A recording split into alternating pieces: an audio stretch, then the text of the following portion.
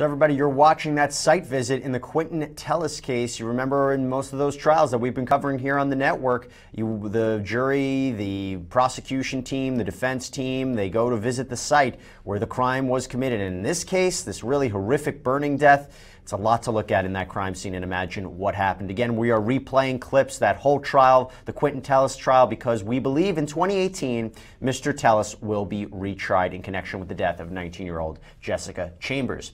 But right now, we are ready for our first special segment of the morning. We have a very special case to talk to you about. I'm sure many of you have heard about it, if anybody. This happened back in 2014. But now, a federal judge in Las Vegas dismissed charges against a whole group of people. Cliven Bundy, his two sons Eamon and Ryan, as well as a militia member, Ryan Payne, in regards to the 2014 armed standoff between the defendants and the Bureau of Land Management. How many people remember when that happened in 2014? Where the Bureau of Land Management had tried to seize Cliven Bundy's cattle over his refusal to pay land grazing fees to the federal government. Mr. Bundy insisted he did not have to pay the charges because he said he'd inherited water rights on the land.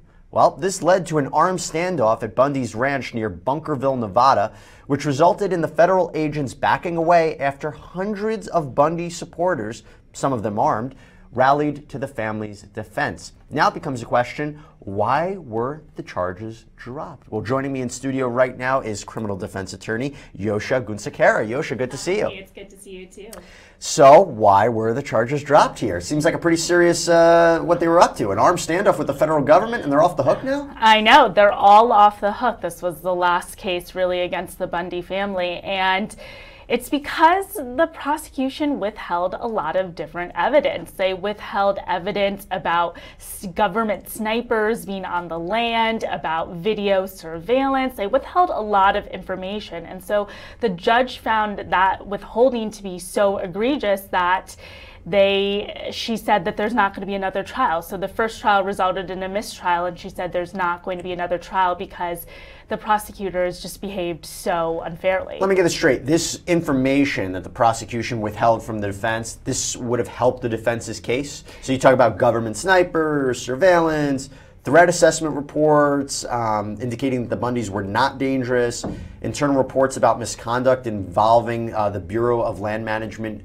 agents. All that could have been used by the Bundy family to say, hey, we did nothing wrong. Is that the way I'm looking at it? Yes, and the Bundy family is entitled to all the evidence that's going to be presented against them. The discovery is very important for any defense attorney to be able to properly build their case, and this was really crucial information that they didn't have access to. Why'd they do this? Why'd the prosecution withhold? It seems like a pretty amateur mistake, if you ask me. So I think what they have been saying is that they were trying to protect the identity of people to avoid the Bundys participating in some sort of retaliatory action. What does that mean? They were trying to protect the people. So they were just... Which people? It's very vague, and it's a refrain that is frequently used. As a defense attorney, oftentimes I get a pile of information from the prosecutors, and 75% of it is just marked out with a big black marker because it's redacted to protect identities of, witnesses, of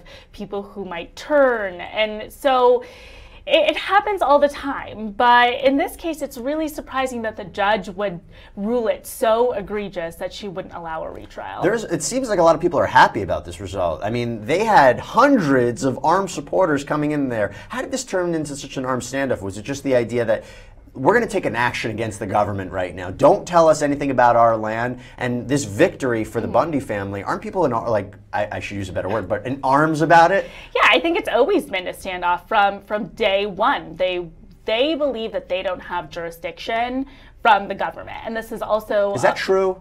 No, it's not true. And it's funny because I often get a lot of clients who are like, well, I broke the law, but the state doesn't have jurisdiction over me. And that's not how it works. I mean, if you live in the United States government certainly does have jurisdiction over you. And he's using and farming, land that is here in the United States. So he definitely still has to follow the law. That argument that you just mentioned, I've heard about. So defenders, as we said, of the family cheered the ruling. While I'm going to give you a statement, this kind of summarizes what people who are really upset at the state here for doing. Kieran Suckling, who's the executive director of the Center on Biological Diversity, blamed the Justice Department for bumbling this prosecution. Federal prosecutors clearly bungled this case and let the Bundys get away with breaking the law. The Bundys rallied a militia to mount an armed insurrection against the government. The failure of this case will only embolden this violent and racist anti-government movement that wants to take over our public lands. Do you think there's any truth to that? I think the government could have done a better job of prosecuting this case. I think that there was a lot of clear-cut wrongdoing by the Bundy family, but I think ultimately what happened was right. I think that more judges should be having rulings where if they're not being fair, if the prosecution is withholding evidence, that cases can't go on. So whether you have a personal opinion about the Bundy family and whether they did wrongdoing or not, I think what happened here was correct. Yosha, you're a great attorney. Tell me, you would never make this mistake. You would never do this. But that's the I say mistake because that's what the prosecution's saying. They're saying this failure to turn over evidence, it was a mistake. That's all. That's not enough, right? No. When you are a prosecuting attorney, especially at this level, this is not, a bunch of new people. This is a very high-profile case. The Department of Justice is having their best attorneys on here. This is not a simple mistake. Everyone knows you have to turn over certain information, and the judge is always asking. They say, by this date, this information has to be turned over. And so when you're blatantly disregarding a judge, you're going to be in big trouble. So the case is dead? Am I correct that the case can't move forward? Can they appeal it? What can happen here? I think they would have to appeal it, then win the appeal, and then present the case again to the grand jury. Because what happened here was a lot of people are saying double jeopardy. It's not a double jeopardy situation because there was a mistrial. But because the case was dismissed with prejudice, they still have to then appeal the case and then re-indict it with a grand jury, which would be difficult to do, and I doubt they would do it. And what is the future of public land disputes like this? What happens moving forward? I mean, it wasn't like it was adjudicated, that exact issue, but this is a victory for people that own some land and get into a disagreement with the government, right?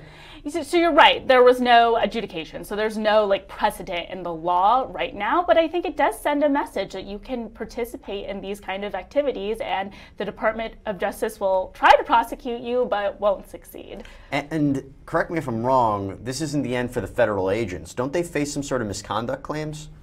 Yes, I think that that's going to be down the line. I'm a little unfamiliar with what exactly the specific claims are against them, but... Well, I'll tell you. So what I've saw, at least from what I've read, that there's a memo to the Assistant U.S. Attorney General that prosecutors in the Bundy Ranch standoff trial covered up misconduct by law enforcement agents who engaged in likely policy, ethical, and legal violations. In an 18-page memo, Special Agent Larry Wooten said he routinely observed a widespread pattern of bad judgment, lack of discipline, incredible bias, unprofessionalism, and misconduct among agents involved in that 2014 standoff. And he said his investigation indicated that federal agents used excessive force and committed civil rights and policy violations. That can't be ignored, right? No, I don't think so. I think I've heard that Jeff Sessions is looking into what happened here. I'm sure that's going to go into the conduct of the individual agents.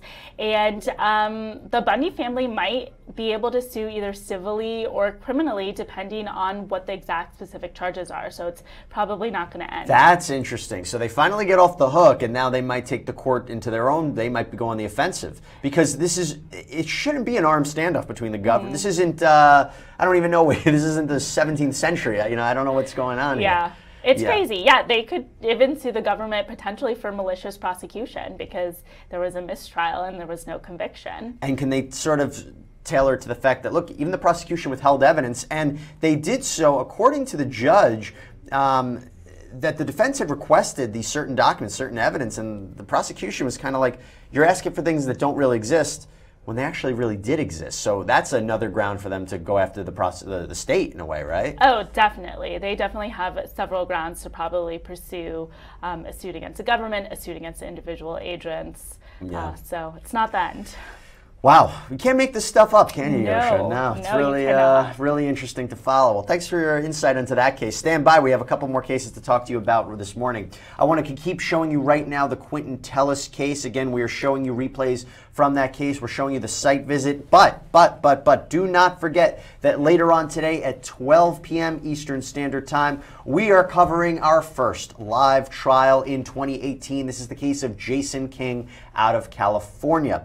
We expect opening statements today. This is that former Marine who is accused of driving the wrong way while drunk, causing a head-on freeway collision that killed 2 UCSD students and injured 3 others. He faces 2 counts of murder in the first degree, 2 counts of gross vehicular manslaughter while impaired, DUI resulting in great bodily injuries, and driving with a blood alcohol content in excess of 0.08. Very serious crimes, right? Very serious allegations. He faces up to 30 years in life, 30 years to life in prison plus 14 years if he is convicted. Now, the reason this is also interesting is because he rejected earlier plea deals that would have seen a significantly less amount of time in prison if convicted.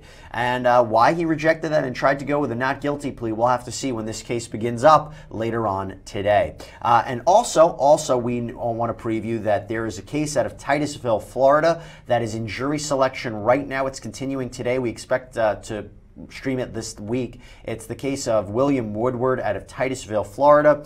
It's this double murder trial that happened, on Labor Day weekend in 2012 because of an ongoing dispute between neighbors. We believe surveillance video might show that Woodward fired 31 shots that killed his neighbors, 39-year-old Gary Hembry and 44-year-old Roger Pecor. We believe Woodward is claiming self-defense, which makes it interesting because reports indicate that Woodward may suffer from PTSD and a brain injury. A lot of factors go into that case. You're not going to want to miss any of the new cases we're covering here on the Law and Crime Network. In the meantime, we do want to continue playing for you the Quentin Tellis case. I believe we left off when the jury and the prosecution and defense are on that site visit tour. Let's turn to it right now.